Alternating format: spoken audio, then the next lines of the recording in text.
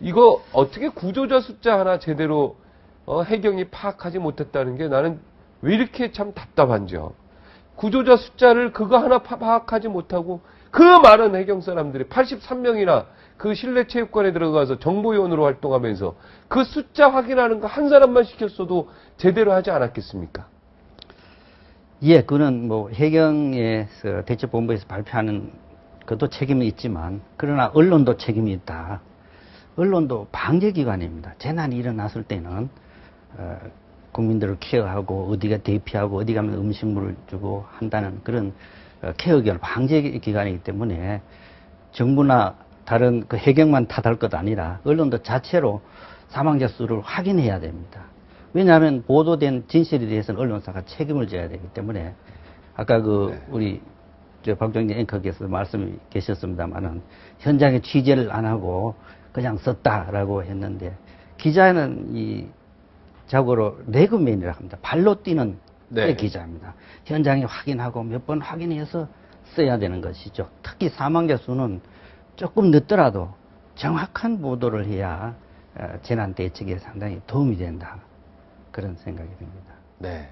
그러니까 지금 이 사망자나 구조자 숫자에서도 우리가 해경의 발표나 정부의 발표만 의지하지 말고 그렇습니다. 우리 기자, 그 많은 기자 중에 한 명만이라도 구조자 숫자를 제대로 세기 위해서 나섰다면 예. 이런 오보는 없었다. 예, 맞습니다. 지금 22일째가 지났는데도 이 숫자가 계속 오버가 나오고 있으니 이거는 해경도 한 명만이라도 제대로 해경 그 청장이 너는 책임지고 요거 숫자만 정확히 파악해라라고 했어도 이건 없었고 우리 기자들 중에서도 한 명만 제대로 우리 스스로 숫자만 확인했었어도 이런 일 없었다. 그러니까 기자들도 책임, 해경도 책임, 정부 당국도 책임. 그렇습니다. 네. 그리고 또 어떤 문제를 또 제기하고 싶습니다. 글쎄 또 아까 지난 10년 전보다 다름이 없었다고 했는데 예를 들면 재난이 일어난 배의 경우는 배 이름을 붙여서 사고를 이름을 명명을 합니다. 예를 들면 시프린소 기름 유출 사건. 그럼 시프린소에서 기름을 유출되기 때문에 이렇게 명명을 하는 거거든요. 태안 기름 유출 사건 지난번 경우에 태안반도 기름을 유출했습니까? 그렇지 않지 않습니까? 그래서 그런 경우에 언론이 잘못 보도를 함으로써 태안산 건어물이나 모든 물건이 팔리지 않습니다. 허베이 스피리드호 기름 유출 사건. 배 이름을 해야 되는데 피해를 준 배. 태안 기름 유출 사건 이렇게 보니까 태안 사람들이 장사도 안 되고 다 안 됐다. 그렇습니다.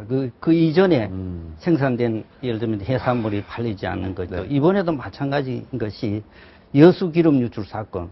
여수가 기름을 유출했습니까? 우이산로 기름 유출 사건이라고 보도를 해야 맞습니다.